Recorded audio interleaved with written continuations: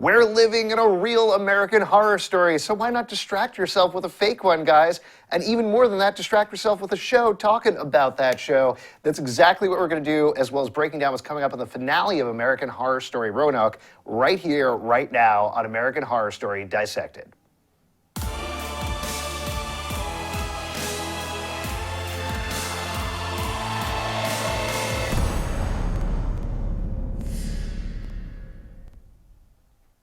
Hey everyone, I'm Alex Albin, joined as always by Sadie Geddes. We are about to get into the finale of American Horror Story. This is the penultimate episode. How are you feeling? What'd you think? I have a lot of thoughts and feelings about this.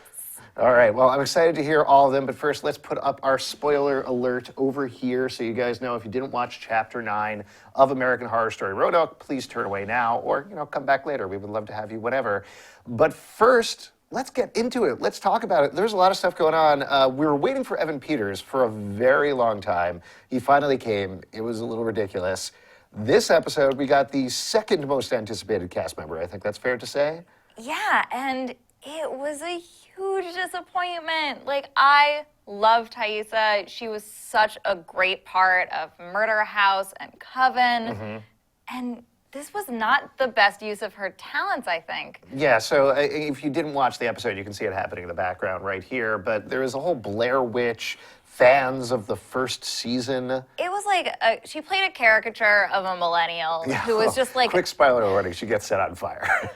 She was just out there for the Instagram likes and playing like basically an American Horror Story super fan, which if she gets burned at the stake, I don't know what this show is trying to say about their fans. That's a really interesting point, actually. And it definitely gets into what the series has been trying to do as a whole. Your mileage may vary how successful it is in terms of commenting on fame and reality television and all of these other things. The thing that was strangest to me is you have these three super fans going into the woods of My Roanoke Nightmare, and they keep referring to it as season 1. I don't think any TV fan, when there's only been one season of something, would refer to something as season 1. No. So already that was very fakey and strange. And then there were a lot of other inconsistencies, I think, going on. Let's actually turn and talk about what was going on with Lee, because some big stuff happened with her in this episode. Can you break it down a little bit? All right, I'm gonna do my best, but I don't really know. So Lee went back to get the tape of her confessing to murdering Mason. Did she actually do it? Did she just confess to doing it? I don't know. She gets lost. The Witch of the Woods feeds her a pig's heart. She eats it. As one does. She becomes like a Bobo butcher, goes and kills Monet, tries to kill Audrey. Was she possessed when she killed Mason? Now that the blood moon is done, is she still evil? Does she have her memories?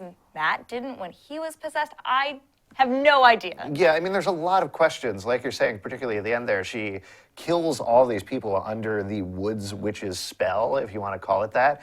And when she wakes up from it, she's screaming. She's guttural. She's like an animal. She doesn't know what she's doing. Acting. Right?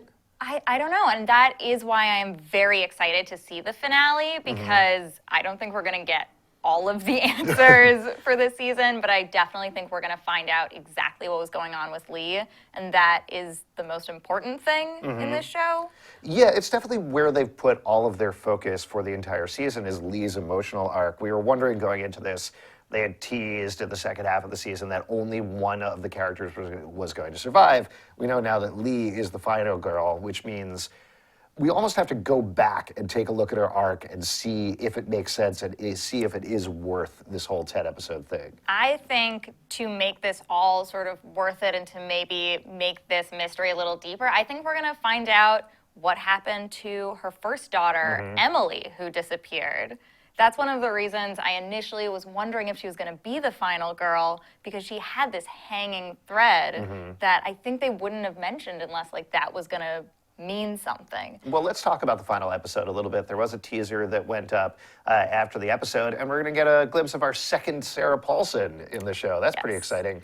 For fans who, or well, probably not fans, casual viewers who don't know what's going on here and why there are two Sarah Paulsons and Adina Porter doesn't know who she is, what's going on? Who is this person behind me? That is Lana Winters.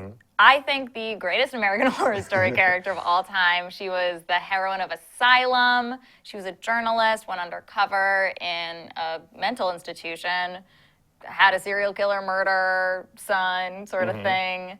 And the last time we saw Lana was actually in 2012. She was doing a big TV special, and her son, who she had with the serial killer bloody face, showed up and she pulled out a gun and shot him. So maybe some fans are theorizing, we know she sort of keeps a gun on her, so will that mirror what happened last time we saw Lana? Is she gonna shoot Adina Porter? Listen, if you introduce a gun in season 2, then it has to pay off, I guess, in season 6. I don't know. Just a quick fact check because I was looking this up. So she was 73 the last time we saw her, right? Something like that. So she's like 77. She's very old. Okay. She does not look that old, but like we have Bernadette Peters, we have Angela Bassett. None of those women look their age. So, Sarah Paulson, I believe she'd age gracefully. Right. And it's also a way, you've talked about this a little bit before, Sarah Paulson has always been the last person surviving or one of the people surviving on every series of American Horror Story. So even though she was surprisingly killed off here, she still gets to come back, right? Ryan Murphy has once again found a way for Sarah Paulson to be in every episode, which I'm okay with. I think she's been amazing this season. I did not like Audrey when she was introduced, and then she became my favorite character, and I was heartbroken when she died. Yeah, it was a little sad.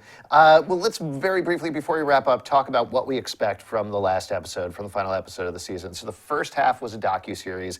Second half was kind of a reality series, kind of a found footage horror movie. What do you think is going to happen in episode 10? What is it going to be like? I think it's probably going to be framed just as the Lana Winters special. We're going to get it playing out exactly as though it is that episode. But there is one theory I kind of love that's out there, that we're going to get to see some of Lee's court proceedings, and they're going to do a jury walkthrough of the Shaker Mansion like we saw in Ryan Murphy's other show, OJ. And if they go to the Shaker Mansion during the blood moon, then we could get lots more ghost murders. Yeah, why would you do that though? Why would you say, hey, let's go during a blood moon just so we can properly, I don't know, whatever. I'm done trying to figure out the show. I'm only one season in and I've already reached pretty much my peak at this point.